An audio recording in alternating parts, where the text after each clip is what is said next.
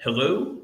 Hello, and welcome back to LTC Heroes Live by Experience Care. My name is Peter Murphy Lewis. I'm your host. Today, I'm really excited to be talking to two unique individuals. I don't know if I've interviewed anyone from Washington State, but I definitely haven't interviewed anyone who is really passionate about behavior health. And so I'm excited to introduce Zach Wester.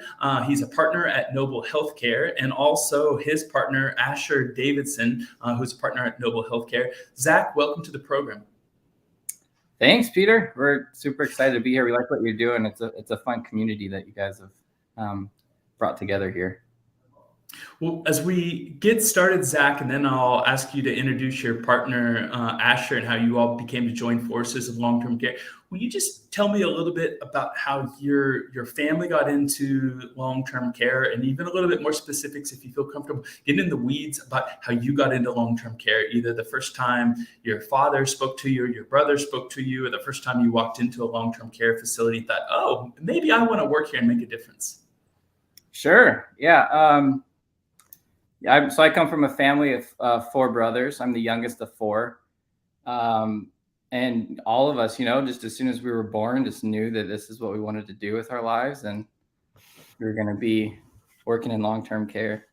That's not true, actually. But so I have two older brothers who started working with one of the larger skilled nursing facility operators, the Ensign Group. They're pretty big over here on the West Coast, and so they started working there out of college, out of MBA school, and were working as administrators, and sort of realized, hey, this is something that maybe we could kind of do on our own as our own business. And so they at one point split off from Ensign and went their own way. And this was probably 2015, roughly. And at that time, I was working actually in the energy industry, doing some government relations work. And they asked me if I wanted to come run a nursing home. And that was something that was a little outside of my trajectory at that point. But it was something that I actually had exposure to, and something that I was interested in. And it was a time when I was looking to make a career change, and it all worked out, and I haven't looked back. I'm super glad that I've done it. So when I was in college, before all of this happened, I needed a part-time job to work through college. I was already married at the time. I had a kid. I got married pretty young. And we had a baby, and I was trying to finish school. It was a pretty stressful time. And I found a job posting just on Indeed or something that said that an assisted living needed a driver. And so it was really interesting. I went to this really nice, it was a Sunshine Gardens facility, which is a pretty big private pay assisted living chain. And they had this huge group interview, and I went in there, and it was the strangest thing. I've never had an experience like it since, but I was sitting around the table with the administrator and the activities director, and then a whole bunch of candidates, and they just started asking us questions. And I was young, and I thought, wow, this must be like what job interviews are like. It's like cutthroat, and here we go. Like we're all competing for this job to drive the bus. And they're going around the table, and everybody has all this great driving experience and chauffeur experience. And I'm like, oh, there's no way I'm getting this. And they came to me, and they asked me something about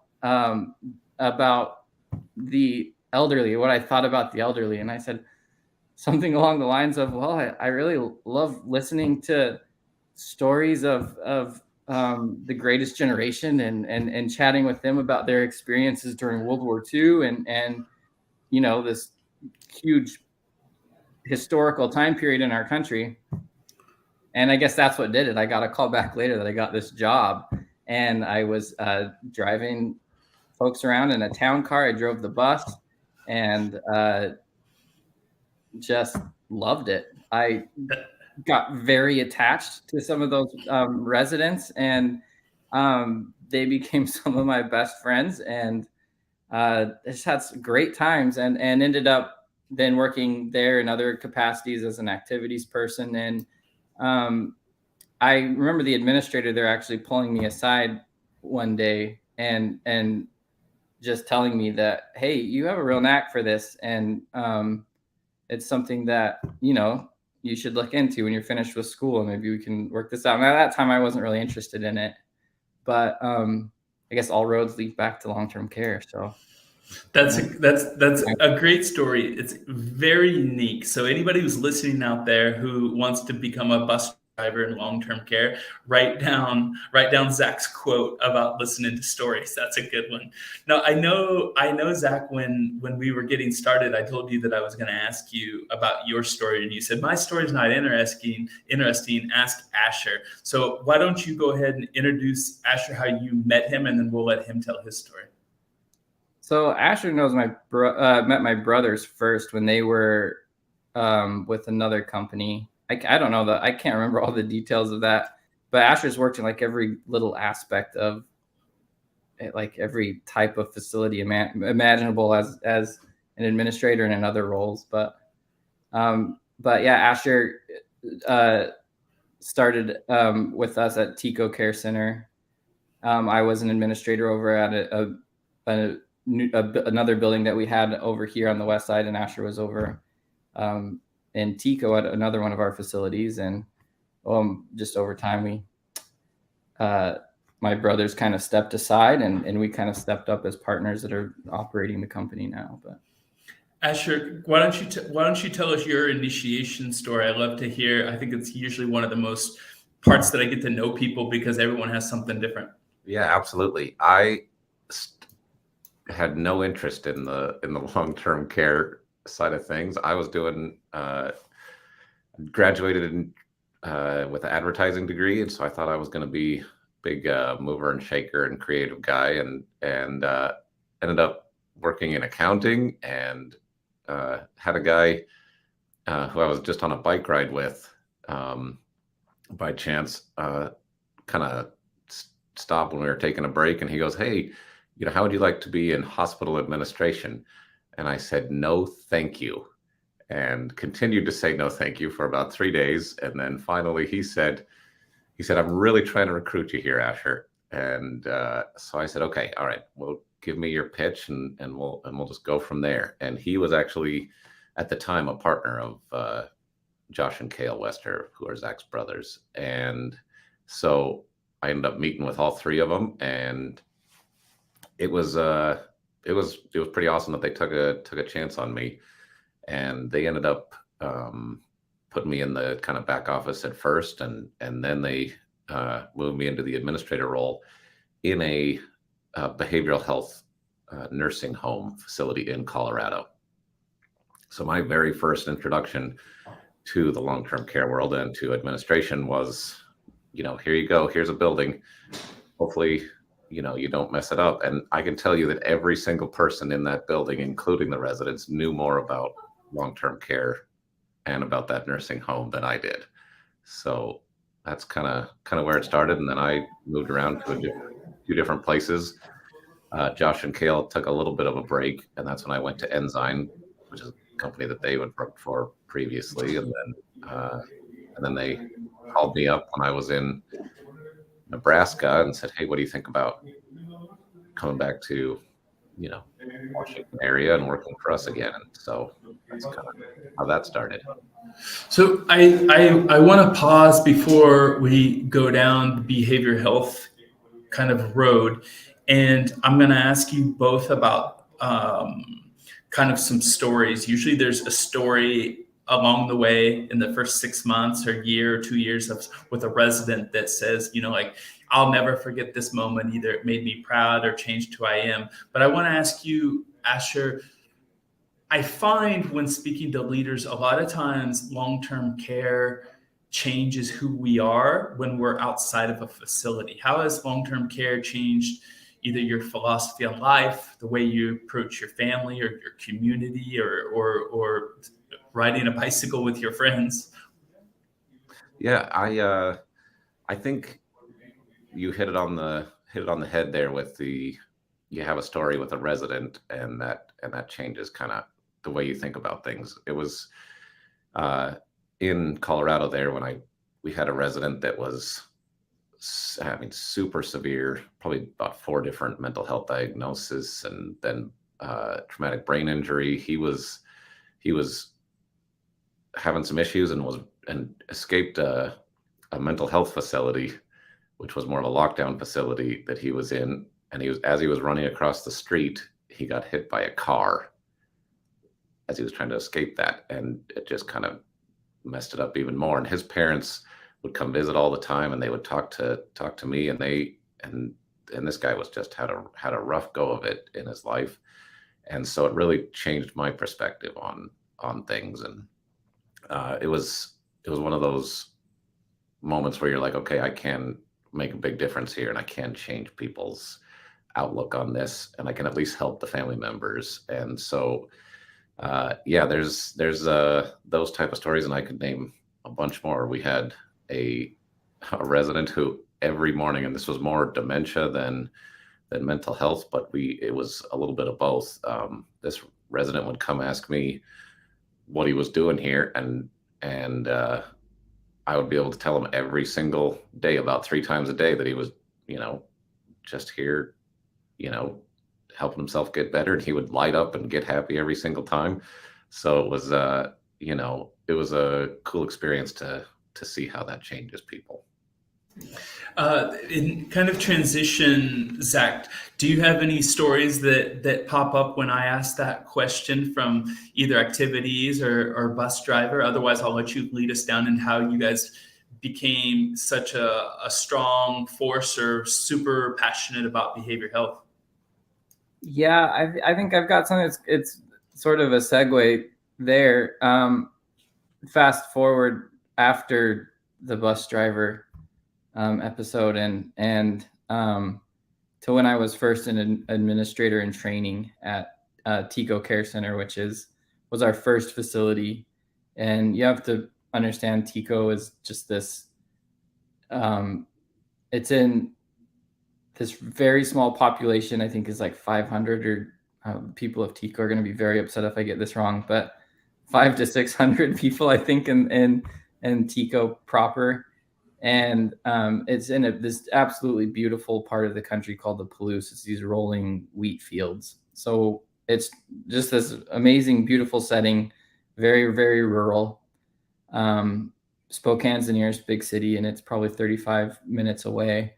That doesn't really have much to do with this story. I don't know why I started it like that. But as I was starting as an administrator there at TICO, part of the thing that we were doing is I would go with the nurse and evaluate individuals' referrals that we had to come stay with us. And one of our biggest referral sources was the state hospital, Eastern State Hospital. And I had no understanding of what I was about to step into and what that environment was going to be like. But I remember walking in there, and it's just like, it's a lot of people working really hard with very limited resources to care for some very vulnerable individuals that have very complex mental and behavioral needs and medical needs, and they're all together, and they're all in varying stages of stabilization. And it's a kind of chaotic and not very home-like environment. And it was just stressful to be there. And we went and visited with several folks that were stabilized to the point where they were ready to come back into the community and looking for a place to go. And TICO has been one of the main places for someone to go out of that environment. And just visiting with some of these folks, or one gentleman we were visiting was totally just catatonic. Like, he was just curled up in a jerry chair in the fetal position, just wouldn't communicate with us, wouldn't talk with us. And, you know, in the eyes of the hospital staff, is like, well, yeah, this is him. He's pretty stable. Like, this is what he's been like for a couple of years, you know, in their mind, pretty easy case, like, because this is what he's doing, is just being tonic. But anyways, just going to that environment and then bringing people to TICO, going and seeing them where they're coming from, and then seeing them come to the facility, and then seeing what the staff at the facility were able to do with that individual, the environment they were able to foster, the love they were able to share, and seeing how that changed someone. And I remember walking into the facility one morning and hearing disco music down the hallway. It's like, what the heck is going on? So I go hang a left and walk down, and it's coming from this gentleman's room, the one I was just describing. And he's in there with one of the aides, and they are disco dancing and putting on clothes at the same time. And he just like totally came out of this state that he had been in, just this self-preservation in this environment, into, you know, walking around, and he would even chat from time to time. And I remember the one of the social workers from the state hospital came and visited for some reason, like coming to bring one of the patients to do a tour or something. And they passed him in the hall, and he looked at him and said hi. And she had to like stop and do this like double take. And that was like the most gratifying thing in the world to see, like, and that happened time and time again. Just, I think that's kind of one of the things that changed me and really not sold me, but like solidified that mission in my mind, is like every single person that we can bring out of that environment and help them to be successful and not cycle back into that as a huge success, and makes a huge difference for that individual. That's a great story. Do you remember what was the song they were playing? Just so I can put that on my track. I don't remember. I'm not a disco aficionado, but I'll have to ask the caregiver. So Zach, tell me a little bit about your company's passion for behavioral health. And I guess as kind of my follow-up question, you can take whichever one you want first. When you run into your peers at state associations or community networking events, what do people say? Like, what do they think of the relationship that you have between behavioral health and long-term care? I don't think that it's a normal bridge that comes up when I talk to long-term care leaders. Yeah, I think I would say we're what was the first part of the question again? How did you all, I guess, how did you all become? Okay, yeah, I remember now. All right, so going, like, thinking about TICO Care Center, that place I just described, which is, you know, a very small community. So being a small rural community, TICO Care Center had been built by the community back in the 70s, I believe. And it was built with just by a group of farmers that came together and funded and they were creating a place for the elderly in the community to be able to go to. Well, fast forward, you know, a couple of decades and a few decades, and the socioeconomic makeup of TICO had totally changed. The farming becoming more mechanized and all those things you hear that kind of, you know, really shrank the population of the area to the point where I don't think that there was enough elderly residents of the community looking for long-term care to keep that facility open. And at that time, the facility was operated by this husband and wife, Dorothy and David Fletcher. They're still in TICO, and David was juggling farming, and Dorothy was a nurse by trade, and they kept that place alive for a long time, and the community wanted to keep it there because of the jobs it was providing in large part, and also to continue to serve that local population that might have the need for the long-term care facility. But really, it was the jobs that they were trying to preserve. And so Dorothy and David had the foresight to sort of pivot and take advantage of a contract. They were the first facility to take advantage of this special Medicaid contract with the state as a skilled nursing facility at the time to take individuals that were coming out of the behavioral health system. And so they did that in the early 2000s. And when we came into the picture in about 2015, David and Dorothy were ready to retire, and they needed a new steward, and that's kind of where we stepped in and took that baton and kept running with it, and really leaned into that niche that they had created, and continued to expand on it and make those programs bigger and just carry their mission forward that they had started. So I understand you're on the board of the Washington Healthcare Association for Long-Term Care. Do the needs of Noble Healthcare differ because of your emphasis on behavioral health as compared to other peers of yours? And if so, how? I would say that we're a lot more susceptible, or a lot more. All of our clients, 5% of our clients are Medicaid based.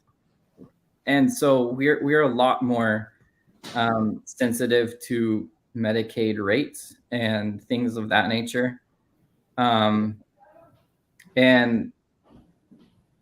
so from that perspective, I think that's like one of our needs. Like, we're always pushing really hard for those Medicaid rates, where, other assisted living facilities that don't rely on that as much maybe aren't as have given up on it, or just are not as interested in advocating for those rates, those Medicaid, keeping the Medicaid rates up to pace with the market, with the labor market and costs and inflation and all that kind of stuff. And then I would say the other, like, a lot of times, just when you're talking with other leaders in the industry and they hear you say behavioral health, they kind of get this like sympathetic look on their face, like, oh, we appreciate what you do. But we enjoy what we do. Like, it's the best thing ever. I can't imagine that there's another corner of healthcare that's more satisfying than what we do.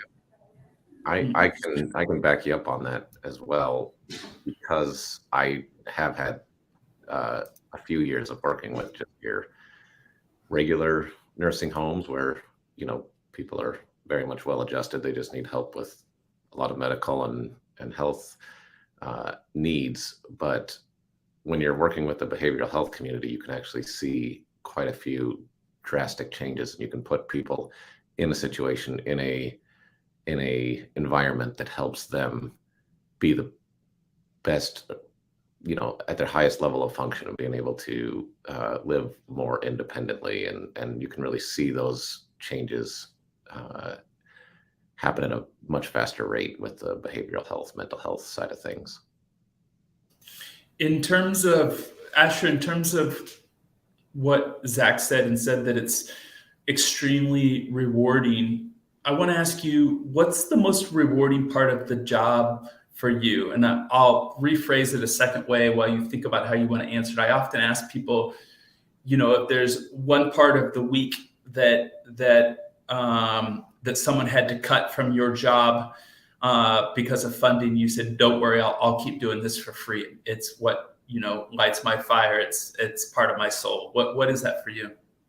So without question, it's helping residents and staff work with each other and being able to change approaches, because every single person with any sort of mental illness or mental health or behavioral health challenge behaves differently than another. You can never take two people and say, okay, that's the exact way that they are going to be acting, and of course there's broad strokes that are going to be similar, but to help a lot of caregivers, I mean, even like housekeepers and the way they talk with residents and the way they approach residents and the way they assist in that really is a joy to be a part of and to help say, hey.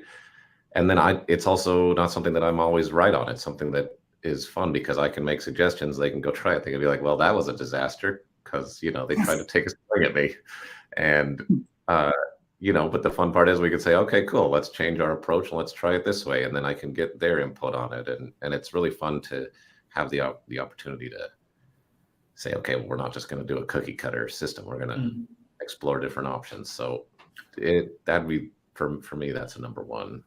What I hear from you is being wrong, even when it's your team that's telling you wrong, is okay as long as they get the answer right. Right. Yeah, exactly. Zach, what are the biggest challenges that you have, whether it be regulation or tolerance with behavioral health, or it's training or staff? What are you struggling with? Biggest challenges? I would say right now, especially like in Washington State, and it probably varies regionally, but in Washington State, we're kind of undergoing a very significant shift in the way that we deliver mental health support. And early on, the state hospital system, these inpatient settings, were taking in individuals that had dementia or had with some behavior disturbance or had some other behavioral challenge that was making them difficult to find their place in like a traditional nursing home or assisted living or some community setting. And so they were making their way to the state hospital system, and the state hospital system got very overloaded, and they had geriatric wings that were just full of residents with geriatric residents with basically, nursing homes for psychiatric comorbidities. And it wasn't very tenable. It wasn't it wasn't very sustainable financially for the state. It wasn't the best outcomes weren't coming from that setting. And so Governor Inslee has made a pretty big priority over his tenure. And I think even his predecessor was moving along these lines, but Governor Inslee has really made a big push on sort of shrinking those state hospitals and shrinking those state hospitals creates like some pretty big gaps because, now where do the geriatric mental health patients go? And so they're simultaneously trying to shrink these hospitals, the hospital system, and at the same time develop these community settings for short-term inpatient stabilization and for long-term support, so that individuals can stay in the community and not get kicked back into that mental health system. And it's a real challenge because there's so many different pieces. I mean, 1 in 20 Americans have a serious mental illness. And that spectrum is huge. There's some individuals that are fine, that have a good support system with their family or at home, or are lucky enough to be able to manage that mental health issue on their own with their providers and can do that from home and continue a pretty normal life. But then you've got the other side of it where there's someone that can't do that and needs constant support to be able to to make it through the day and to be as stable as possible, and what stable looks like. There's such a huge spectrum there as well, what somebody's baseline is. And so the hardest part is like, you've got community mental health, you've got these, clinical social workers and psychiatrists and the whole gamut of people trying to serve this population, and trying to help them find housing, or help them find with, jobs that can accommodate, or finding long-term care if that's what's needed. And then you've got the police who are, interacting with individuals that are in crisis. And you've got designated crisis responders that are supposed to be doing that. And you've got all these little pieces and all these people that are all over this huge thing that is the mental health system. And it's so big, and that people don't really understand what each other's role is in that, where they fit into that big system. And so it causes a lot of friction. Like the acute, like we send somebody who has a medical emergency out to the acute care hospital, and they're immediately thinking, oh, like they're here because of this mental health thing, and they're trying to dump them on us like every other nursing home does. And so then, that creates friction, and the police come in and say, oh, we can't help you because X, Y, and Z. Or the fire department comes and says, oh, well, that's not our job because of this. And we're saying, oh, well, stabilization isn't our job, and they're not stable right now. And so there's a lot of finger pointing and a lot of different players that need to kind of come together. I think that's one of the biggest challenges, everybody knowing their role within the system so that it can have continuity, and people can move through the system from crisis to a support structure that's going to work for them in the long term. Asher, I want to ask you, you said you started off in the back office. I speak to a lot of long-term care leaders, and they often say we're the most underappreciated industry in the United States. As I mentioned before we hit record, I was a social worker with the homeless population in Boston, Massachusetts that had AIDS. Mental health would also say the most underappreciated. The two of you work in those two industries. How do you stay optimistic? How do you guys make ends meet with the underfunding and understaffed of those two industries? Well, I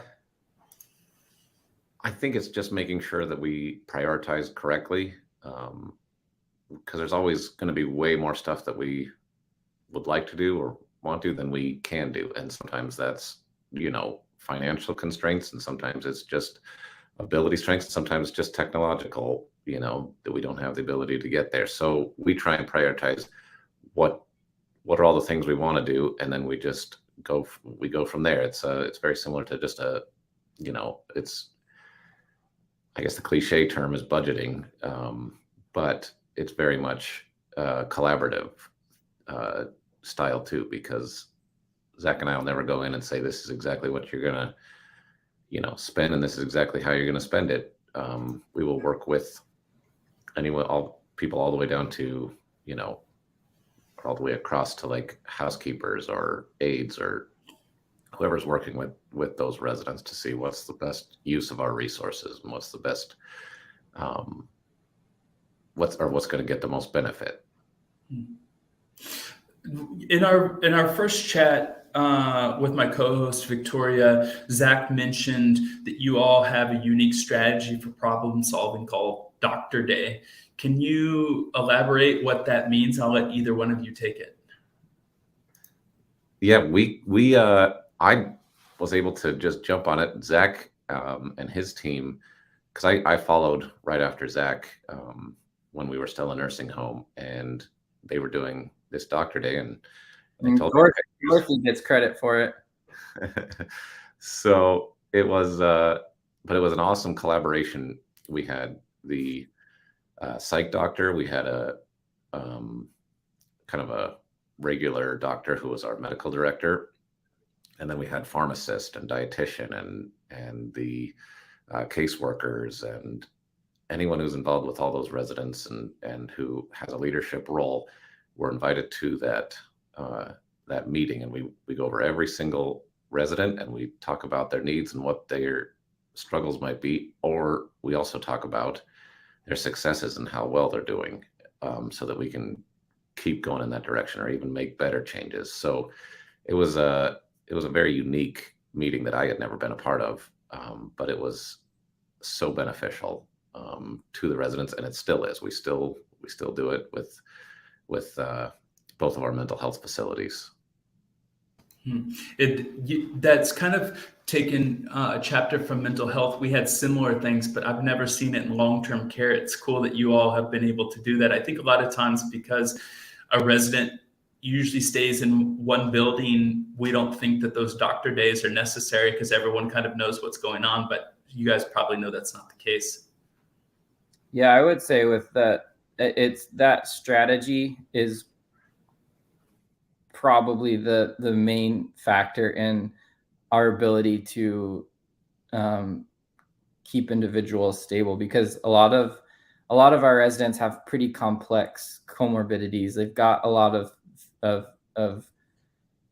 the psychiatric issues, but they've also got these medical issues. And so it's like having everybody at the same table to hash it out. And sometimes you get the primary care physician and the psychiatrist, and they have to go at it a little bit and say, no, like this medical issue supersedes this psychiatric issue. Oh, well, no, well, if they're not psychiatrically stable, none of this matters. And so they'll kind of go back and forth. And then the pharmacist will say, well, we can't pay for that anyway with their insurance. Maybe you can try this, and just troubleshoot right there. And that's really what allows it to be everyone. It's the biggest factor in their continued stability, bar none. Without that, it would not be possible. And the other great part about it is that it brings everybody to the facility, to the same spot, so that the residents have access to them as well. And they have, and the providers are able to go out and before that meeting, they're able to go meet with the resident and kind of see how things are going with them, and then come to the meeting and consult with the other providers. And they sometimes right after that meeting, you'll see them go out as a group and meet with specific residents and kind of bring suggestions or field concerns that resident maybe has with their medication regimen or with some medical issue that they're having, and they can kind of make those decisions in real time. And at the end of the day, you get updated orders and updated behavior support plans, updated care plans that allow you to go and provide the best care possible.